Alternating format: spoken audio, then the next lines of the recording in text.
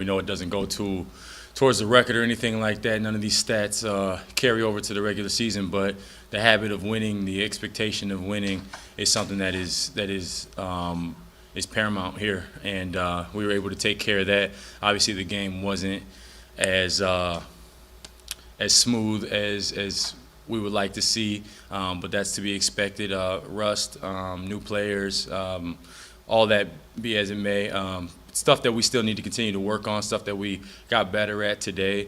But it was good to get out there to compete with these guys, and most importantly, come away with the win. And we played hard from start to finish, and so that's one thing that's also very important, is never questioning effort or anything like that. It's just about execution and shaking off a little bit of rust. Bill, are you good to ask your question? I'll be really fast. I'm just letting my kid play with some sharp things for a minute. Wesley, in this short period of time, what have you learned about Frank, and what has kind of been what have you taken away from this first week with him? He's a very personable coach. He's very hands-on. He's very in tune with his players. He's very adaptable. But he demands excellence, and that's what you expect. That's what you want. You know, a guy that's going to keep everybody accountable, keep himself accountable, and demands the most out of his players, demands everything out of us. But he talks, he listens, and he's a great communicator. And so far, everything's smooth. Is that it for you? Yeah. So Dan? Hey Wes, Dan White here with the LA Times. Thanks for not bringing anything from your personal life to work today. We really appreciate your professionalism. Last night, after the game, LeBron tweeted that he thought Talen was going to be special. Jared tweeted something similar. What was your awareness of him prior to joining this team, and I guess what has he shown you in camp? Man, honestly, with the most respect, I didn't have any awareness of him, truthfully. And it wasn't until in the game that I even knew how old he was. Kawhi was like, hey, Wes, is Talen's 19? I'm like, huh? Oh, 19. So I asked him, he's like, yeah, I just turned 20. I'm like, wow. So, I mean, special is definitely the word to describe his game. He's young, but he's got all the tools. He's a dog. He's tough on the offensive end, defensive end. He's crafty. He's got some stuff to him, and he's only going to get better. I mean, obviously, he's learning from one of the best to ever touch a basketball, and he's just going to continue to grind and continue to work. And I'm excited to hopefully try to be a part of his growth and process. Alan Slewa? Hey Wes, hey, just want to get your thoughts. How long in a I guess you could say a regular schedule, how long does it usually take for you personally to get to the point in the season where you feel like, all right, your endurance is at top peak, the timing is on? How long does that usually take? And I know this is different from what we got coming up this year, but I'm curious to know what that usually takes for someone like you. Genuinely, I mean, if this was regular circumstance, I think that I would be almost at, NBA regular season game shape right now. That's how I try to tailor my off seasons and stuff like that. Obviously, this being a completely different, forget season, year. It's been a little bit different, but I still feel very confident in by game one, opening night, that I'll be where I need to be. I play both ends of the court extremely hard. I give you everything that I have. It takes a lot. It's hard to replicate, what I do, which is, hound people on the defensive end, chase over screens, be physical on the defensive end, take screens, and then fly down the court and be ready to shoot the longest shot in the game.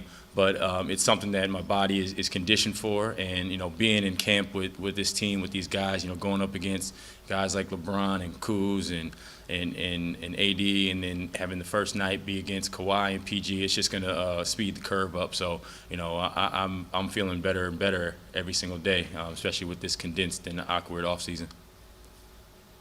Eric Williams?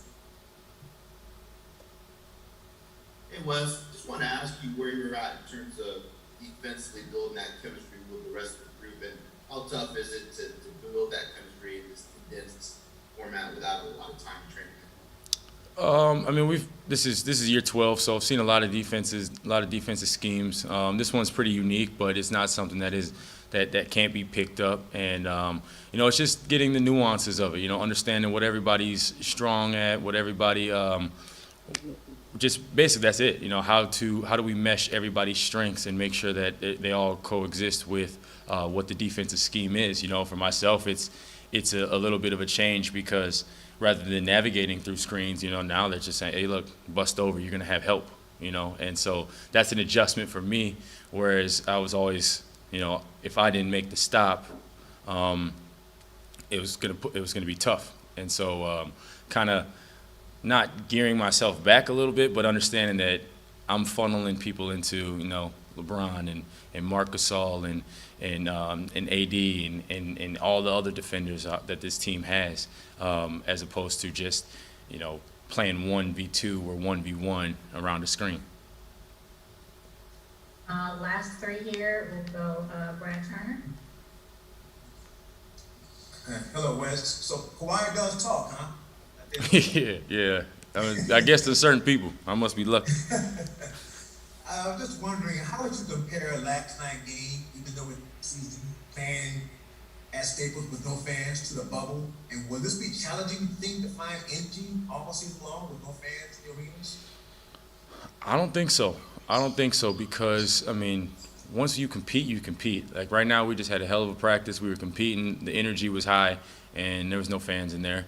The majority of our games, the majority of our work spent is behind closed doors. There's not fans. And then, we were down in the bubble for, 2-3 months of playing without fans. We can't wait for fans to come back, and they make the game.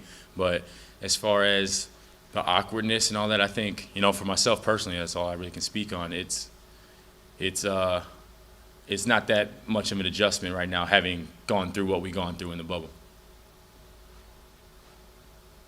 Melissa Rowland. Hey Wes, all season long last season, all the players kept talking about how good chemistry was. And obviously there's a lot of new pieces, you being among them. I'm curious, were you struck by how good this team's chemistry was? And what would have been your takeaways, just like in the locker room from your short time there so far? Everybody's got jokes. It's a funny group. It's a tight-knit group. It's a funny group, but it's full of inclusion. It's not one of those teams where, we've been here, we won championships, and we kind of have our thing, and then you guys got to figure it out along the way. It's been inclusion from day one. It's been excitement from day one. It's been feeling like a team and a family since day one, and obviously there's going to be more chemistry to build, once we go through more stuff, live games, real games, road games, and that chemistry will continue to build. That trust will continue to be there. Guys like myself will continue to try to earn the trust of not only the coaching staff but team.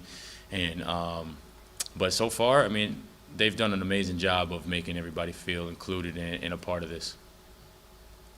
Okay, and the last question, we're going to go back to Bill Orm, who has a follow-up. Hey, Wesley, you've made your so much of your identity is tied to you being undrafted, and that really has been just such a big part of your story. So as it relates to Talen, do you feel more kindred with him because different? He was a second-round pick, but does that affect the way you try to help him or mentor someone in that position as he's kind of fighting for his spot here? I really try to mentor anybody in any way, whether they were the first pick, second pick, third pick, second round, undrafted, overseas, doesn't matter. If I have something to pay back to the game, I'm going to do that regardless. But obviously, I have more experience of being in that undrafted second round pick type of niche than, being a lottery pick and having these expectations of you to, carry a franchise or take X amount of shots a game.